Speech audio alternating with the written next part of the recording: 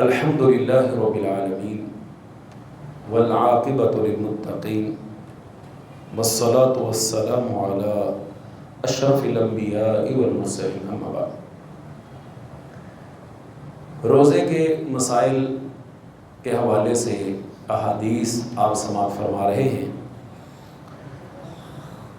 حدیث ہے کہ الصوم لمن خاف علی نفسہ العزوبہ، جو شخص کموارہ ہونے کی وجہ سے بدکاری کا اندیشہ رکھے تو وہ روزہ رکھے۔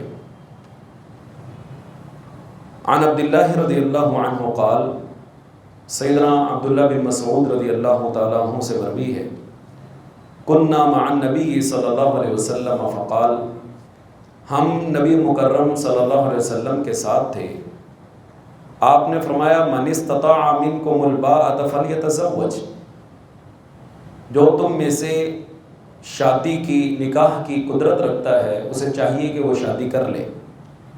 فإنہ اغض للبصر، یہ نظر کی حفاظت کے لیے بڑا مؤثر طریقہ ہے، وأحسن للفرج، اور شرمگاہ کی حفاظت کے لیے بھی بڑا مؤثر طریقہ ہے۔ فإنہ ومن لم یستطع، اور جس کے پاس شادی کی طاقت نہیں ہے، فعلیہ بالصوم، تو وہ روزے رکھے، فإن لہ وجاء، اس لیے کہ روزہ جو ہے یہ شہوانی قوت کو کمزور کر دیتا ہے، یعنی انسان کی شہوت کو کنٹرول کرتا ہے۔ تو اپنے آپ کو خالی کرنے کی بجائے، اپنے آپ کو، اپنی جوانی کو دوسرے کاموں میں ضائع کرنے کی بجائے، اپنی جوانی کو اللہ کی نافرمانی میں لگانے کی بجائے اپنے آپ کو کیا کرے؟ روزے کے ذریعے محفوظ کرے۔ اگر تو نکاح کی قدرت ہے تو نکاح کر لے، اور کوئی اسباب ابھی ظاہر نظر نہیں آتے، یا ماحول ایسا بن چکا ہے جس طرح ہم نے اپنے نکاح کو انتہائی مشکل کر لیا ہے، یعنی آپ اندازہ کریں ایک حلال ذریعہ جو شریعت نے ہمیں فراہم کیا ہے، ہم نے اس کو اس قدر مشکل نہیں، مشکل تر نہیں، مشکل ترین بنا دیا ہے، انتہائی رکاوٹیں کھڑی کر دی۔ نتیجہ کیا ہے کہ نوجوان بے راہ روی کا شکار۔ جو حلال کام ہے وہ مشکل ہے، جو حرام کام ہے وہ آسان ہے۔ وہ جسم بیچنے والی آپ کو جگہ جگہ مل جاتی ہیں، معاذ اللہ، اللہ تعالیٰ معاف فرمائے۔ تو نوجوان جو ہے وہ سمجھتے ہیں کہ اتنا خرچہ کرنے کی کیا ضرورت ہے، اتنا ڈنڈورا پیٹنے کی کیا ضرورت ہے، چند روپوں کے اندر میری خواہش پوری ہو رہی ہے تو مجھے اور کیا چاہیے۔ یعنی اپنے راستے کی رکاوٹ ہم خود بنے ہوئے۔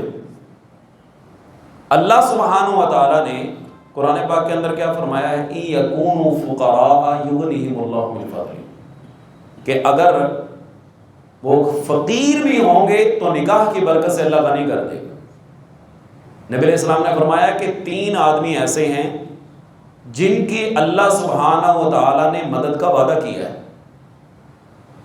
ایک ان میں سے الناکح الذی یرید العفاف، نکاح کرنے والا نوجوان، نکاح کرنے والا آدمی جو عفت چاہتا ہے، پاک دامنی چاہتا ہے، اللہ سبحانہ و تعالیٰ ایسے بندے کی مدد کرتا ہے، وعدہ کرتا ہے اللہ تعالیٰ، لیکن ہم نے اس کو اتنا ہی مشکل ترین بنا دیا۔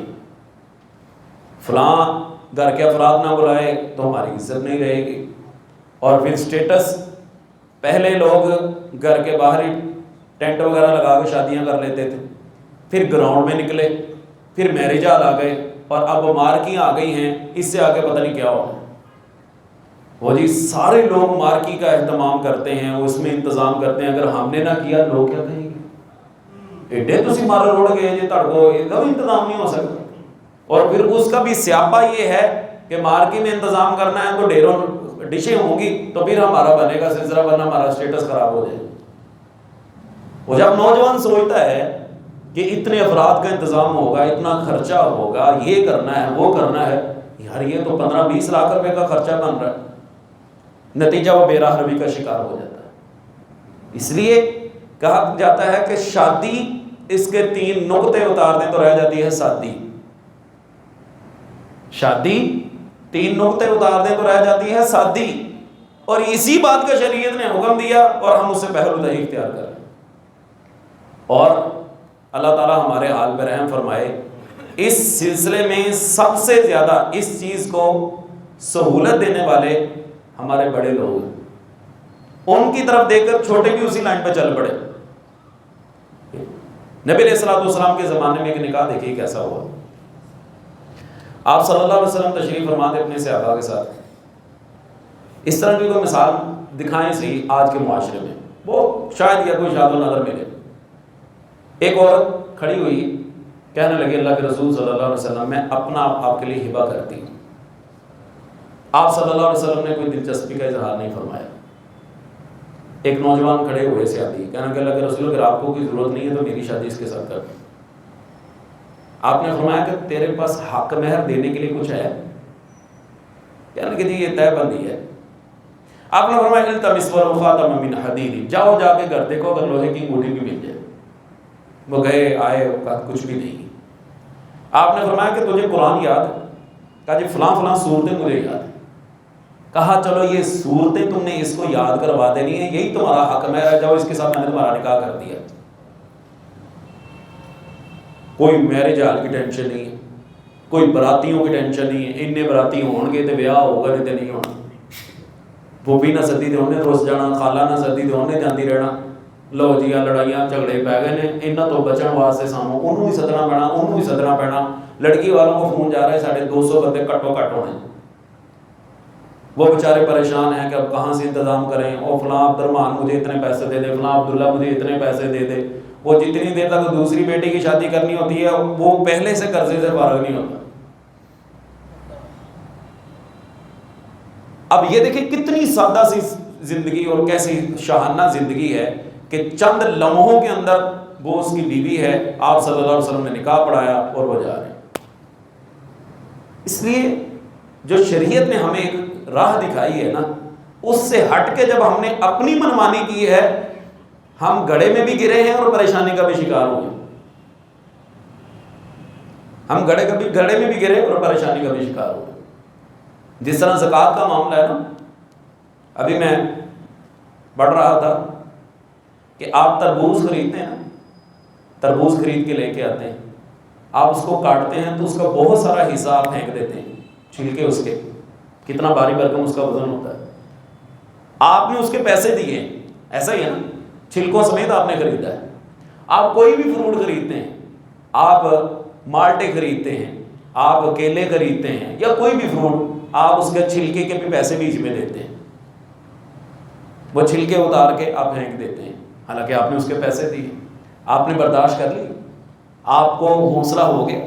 لیکن جب رب العالمین کی راہ میں زکوٰۃ دینے کی باری ہوتی ہے، اس وقت کچھ نہ کچھ ہونا شروع ہو جاتا ہے۔ وہ ہمارے ایک ساتھی کہا کرتے ہیں کہ جب بات لاکھوں میں ہو نا، لاکھوں کی زکوٰۃ ہزاروں بنتی ہے، انسان دے لیتا ہے۔ جب کروڑوں اربوں روپے کی زکوٰۃ لاکھوں اور کروڑوں میں جاتی ہے نا، اس وقت کچھ ہوتا ہے، اس وقت ہچکی آتی ہے کہ 1 ارب میں سے 2.5 کروڑ روپے زکوٰۃ دے دوں۔ لیکن یہ یاد رہے کہ جب انسان اسے پہلوتہی اختیار کرتا ہے نا، پھر اللہ رب العالمین لے بھی لیتا ہے اور انسان پریشانی کا بھی شکار ہو جاتا ہے، پھر اس سے زیادہ چلا جاتا ہے، پھر برداشت کر لیتا ہے، یار پتہ نہیں ڈاکو کتوں آئے، سارے لگے سفائی کر کے کر۔ اصل میں ہم نے اللہ کا حق دبایا ہوتا ہے۔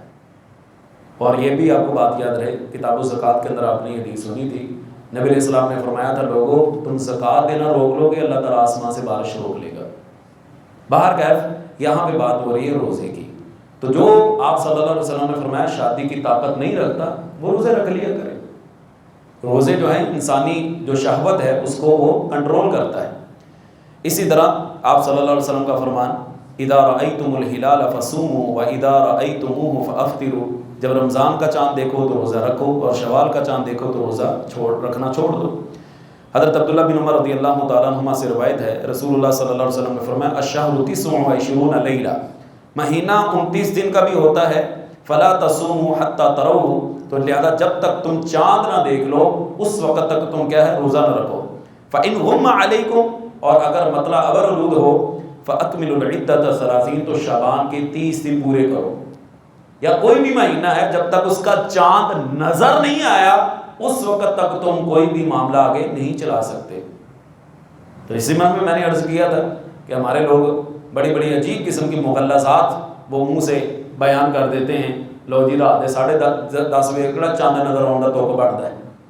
تو اصل میں رسول اللہ صلی اللہ علیہ وسلم کے زمانے میں نے عرض کیا تھا نا کہ عید روزے والے دن 30واں روزہ رکھا ہوا تھا، ظہر کی نماز کے بعد آ کے کسی نے خبر دی تھی کہ جی میں نے تو رات چاند دیکھ لیا تھا، تو آپ نے فرمایا تھا روزہ افطار کر دو، کل ہم عید منائیں گے۔ یہاں پہ بھی ایک قاعدہ کلیہ یہ ہے کہ اگر زوال سے پہلے کوئی آ کے خبر دیتا ہے تو پھر اسی وقت روزہ ختم کر کے عید کی نماز پڑھ لی جائے گی، لیکن اگر کوئی زوال کے بعد آ کے خبر دیتا ہے تو پھر جو ہے وہ اگلے دن عید کی نماز پڑھی جائے گی، اس دن کا روزہ چھوڑ دیا جائے گا۔ عن ام سلمہ رضی اللہ عنہا، سیدہ ام سلمہ رضی اللہ تعالیٰ عنہ سے مروی ہے ان نبی صلی اللہ علیہ وسلم آلا من نسائہ شہرا، آپ نے ایک مہینے کے لیے اپنی بیویوں سے ترک تعلق کی قسم اٹھائی۔ آپ نے ایلا کرنا، ایلا کہتے ہیں بیویوں سے علیحدگی اختیار کر لینا، قسم اٹھا لینا کہ میں ایک مہینہ پورا اپنی بیویوں کے پاس نہیں جاؤں گا۔ فلما مضى 29 یوما غدا، جب 29 دن پورے ہو گئے تو آپ صلی اللہ علیہ وسلم تشریف لے آئے۔ فقیل لہ، آپ سے کہا گیا انک حلفت اللہ تدخل شہر، آپ نے تو قسم کھائی تھی کہ ایک مہینہ میں اپنی بیویوں کے پاس نہیں جاؤں گا۔ فقال ان الشہر یکون 29 یوما، آپ نے فرمایا مہینہ 29 دن کا بھی ہوتا ہے۔ تو اسلامی جو مہینہ ہے یا 29 کا ہوتا ہے یا 30 کا ہوتا ہے، وہ دیسی مہینے میں 32 دنوں کا بھی ہو جاتا ہے، اور جو عیسوی ہے یہ 31 اور 28 تک آتا ہے، لیکن اسلامی مہینہ یا 29 دن کا ہوتا ہے یا 30 دن کا ہوتا ہے۔ تو وہ ہے کہ آپ صلی اللہ علیہ وسلم نے فرمایا کہ میں نے اپنی قسم توڑی نہیں ہے، پوری کی ہے، 29 دن کا مہینہ پورا ہو گیا اور میں نے اپنا وہ سلسلہ ختم کر دیا۔ تو یہاں پہ یہ بھی چیز ذہن میں رہے، جو عورت جس کا خاوند فوت ہو جائے اب وہ اپنی عدت کا جو شمار ہے وہ اسلامی مہینے کے ساتھ ہی کرے گی۔ وہ اسلامی مہینے کے بعد جب 4 مہینے 10 دن اس کے پورے ہو جائیں گے، اس میں 2-3 دن کا اگر کمی بھی ہو جاتی ہے، چاند 29 کا بھی ہو جاتا ہے تو کوئی اس میں مسئلہ نہیں ہے، وہ اس تاریخ کا حساب رکھے جس دن اس کے 4 مہینے 10 دن پورے ہو جائیں، اس کی عدت ختم ہے۔ اگلی حدیث شہرن عید لا ینقصان، عید کے دونوں مہینے کم نہیں ہوتے۔ حضرت ابو بکر رضی اللہ تعالیٰ عنہ سے مروی ہے کہ رسول نبی علیہ الصلوۃ والسلام نے فرمایا شہرانی لا ینقصانی، 2 مہینے ایسے ہیں جو کم نہیں ہوتے، شہر عید رمضان و ذوالحجہ، کہ رمضان اور ذوالحجہ کم نہیں ہوتے۔ مطلب یہ ہے کہ دونوں مہینے خواہ 29 کے ہوں یا 30 کے، ثواب 30 دنوں کا ہی ملتا ہے، ثواب میں کمی نہیں آتی۔ تو آج کا ہمارا سبق یہیں تک بس ہے، کل انشاءاللہ اس سے آگے پڑھیں گے۔ اللہ سبحانہ و تعالیٰ یہ رمضان المبارک کی ساعتیں جو قریب ہیں ہمیں سمیٹنے کی نصیب توفیق عطا فرمائے۔ سبحان ربک رب العزت عما یصفون وسلام علی المرسلین والحمد للہ رب العالمین۔